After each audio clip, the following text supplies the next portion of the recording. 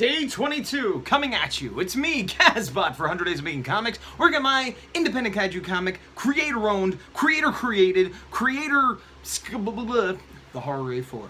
Anyway, I just got done with some stuff I need to take care of, all of which is boring, so I won't bore you with it, but the thing that is related to what is happening with my art, with my comic, is I did a reorder for issue 1 of the Horror A4. That's right! We're in a second printing, people. Now, I only made 200 copies for the first printing, and primarily that was to fulfill Kickstarter orders and to sell some at shows, but I've been putting them in shops, I've sent a few samples out, I've sold some, and I'm down to a few. I haven't counted, but I think it's around 20-ish, maybe 25, but I have a show the end of this week, and then I have a show at a comic store, kind of a signing book release thing, where kind of the point is to show my book, and I think it's likely I won't have this reordered by then, so I'm going to be in a good bad position where, like, I hope I don't sell more than 20, you know. I mean, I guess I could keep a demo copy and sell, like, digital codes or something.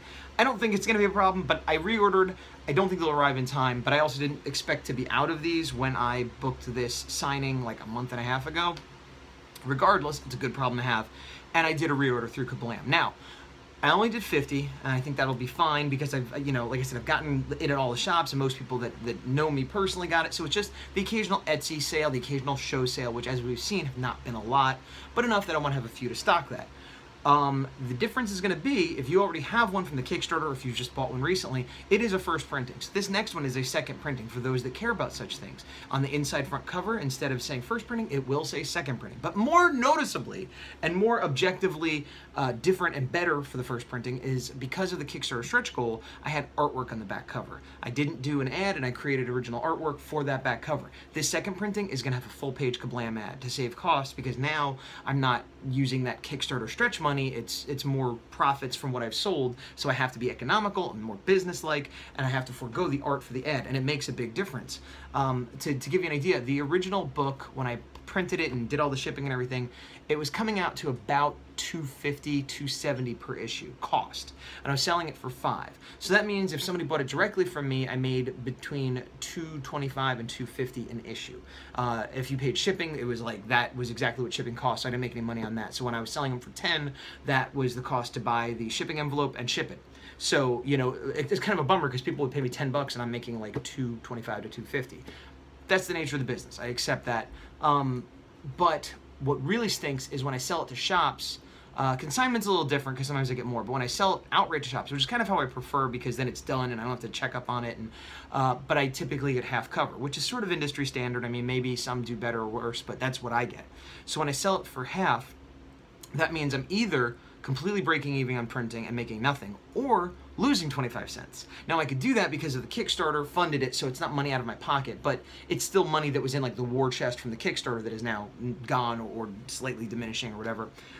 So with this batch, when I printed it, I did the back page ad, which reduced the cost for the 50 with shipping to about $211 a copy, if I'm remembering correctly. So that means even if I'm selling it at $250 to a shop, I'm still making, like, you know, whatever, 39 cents, which is not a lot, but it's better than losing a quarter or making nothing. And then if I sell it to someone else, maybe now I'm making 50 to 75 cents. But what's even better is I had $20 credit because I wore the Kablam shirt twice, so that went towards it. So it came out to a little bit less, so I think I'm paying $1.88 a copy now, which means if I sell it to a shop, I'm actually making maybe 50 to 75 cents.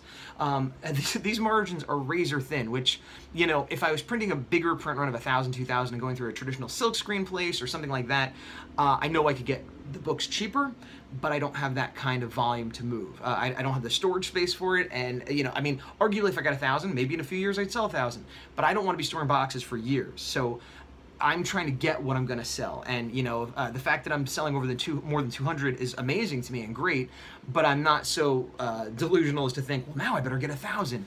You know, maybe by the time I do the trade after 5 issues, I'll have enough people interested that it would be worth getting 1,000 and the price cut and drop, whatever.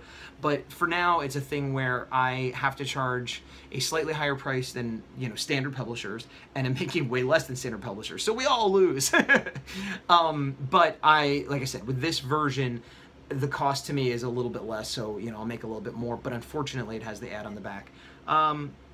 that's it. I just kind of wanted to point out how the ad does help and how the Kickstarter stretch goal was a good reward for the people that got it because they get the art instead of the Kablam ad. And also how wearing, well, I don't have it on, but wearing the Kablam shirt is a good thing. And I'm wearing it again. I didn't even get credit. I wore it 3 times, but I only had gotten credit for 2 so far. So I have another $10 credit coming. I'm going to wear it this weekend at G-Fest and every chance I get because you can get up to $100 credit. This sounds like a Kablam commercial, and it's not. I'm not sponsored by them. I use them, but I pay them. And I don't think they're flawless. I just think they're the best option for small press that there is. And there used to be more, and I think there's not even that many anymore. So, you know, that's just me. I'm more telling you my experience, which has been generally positive, but I'm also telling you the way to get it cheaper is by wearing the shirt and using the ads. So, haven't done my 30 minutes yet today. Haven't worked on the print yet today. I've been dealing with this reprinting and a few other things. So I'm going to zip. Zap zop. You can definitely tell I'm back home and back in the swing when I'm riding my bike, and that's Target. That's what I was getting at. That's Target, and I'm riding my bike. Ha! Oh, it's not that exciting. I'm trying to make it exciting. All right, let's get back to work. That's a cool looking sky right now. I've got a fluffy head. My head is full of fluff. Anyway, it's about 11:30. I'm about to start working on the horror for my 30 minutes at least. I've done a bunch of stuff today. I went for a bike ride and was more productive in other ways. And I went and got some pet food and blah, blah, blah. I also, in addition to real life stuff, I dealt with some client things, not work, but just emailing back and forth, things like that, went to the post office, mailed some things off.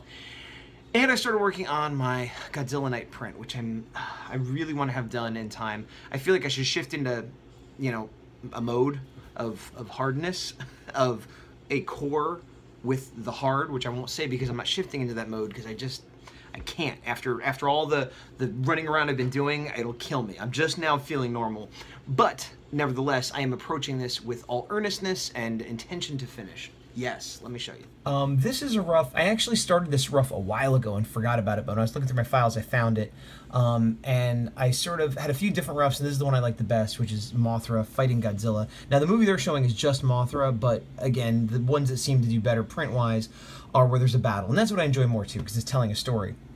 So I took this, and I started working on it. And I started working on it first by cleaning up the buildings and putting them in perspective. Now, this isn't final ink lines, but you can see it's pretty tight. However, once I started working on cleaning up Mothra, I realized that I needed to shift it so that it would be vertical instead of horizontal, because he's a flying kaiju and I want him to be spraying down his, like, sparkle attack on Godzilla. And so I ended up cropping a lot of that work I had just done. So this is where I'm at right now. It's a work in progress, but I think this layout works better, and hopefully I can get it done in time for Godzilla Night. If not, well, at least I have it in progress. But I want to get it done. Okay, 30 minutes done. Again, like last time, it was maybe more like 45 or an hour. I knew I was watching some videos that were 30 minutes and they ended, and I watched other stuff, so it's probably closer to an hour, but I am calling it now. I was working on the same panel as I was yesterday, the retirement home, nursing home, and I actually did make use of some of those character designs that I'd worked on when I was on the road that were kind of, you know, I wasn't feeling too great about. But what's funny is, because this is such a rough and because of the angle, I did look at them, but it almost didn't matter in this panel. As you can see here, I have Boots, and then this is the older woman. I forget what I called her, Agnes or Edna, or some stereotypically old person name, but it's from behind. And then this is Koji, but he's so small. When I do the final, I'll probably clean it up to make it actually look like him, but he's so small and far away, it almost doesn't matter. But basically, I finished this panel up a little bit more. I put a table in and a rug and just sort of filled out the room, and then populated it, like I said, with people. And that pretty much took me, you know, 45 minutes to an hour, because I'm a slow bug. So yeah, not fast progress, but steady progress and tangible progress. I'm going to feel better when I'm doing this sort of work for more than a half hour a day, which probably won't happen until after this weekend, because like I said, I'm trying to get that print done and catch up on everything I haven't been doing for like the month I haven't been home, pretty much. And then I have my show this weekend, so, you know, hopefully the next week or two after this I'll be doing more, but I'm repeating myself, so it doesn't matter. The point is, I did my work today, I'm feeling good about it, I feel like the momentum picking up again, and today is day 22. Day 22, momentum building, day 22 of 100, and if day, then we've got 78 days left! That's 78! Exterminate 78!